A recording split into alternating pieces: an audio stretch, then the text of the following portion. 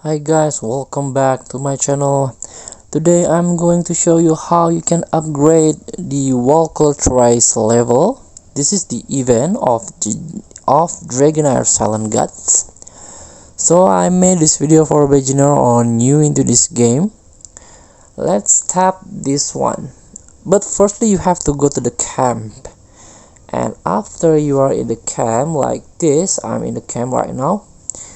Tap this icon at the top of your screen, the second one from the left. Tap, and this is the Walker's Trails event. So in this event you can claim or unlock some materials, even some stone dice and coin, and so many items or resources that you can get by leveling up this travel experience. So you can level up the Walker's Trail by doing some daily quests and weekly quests.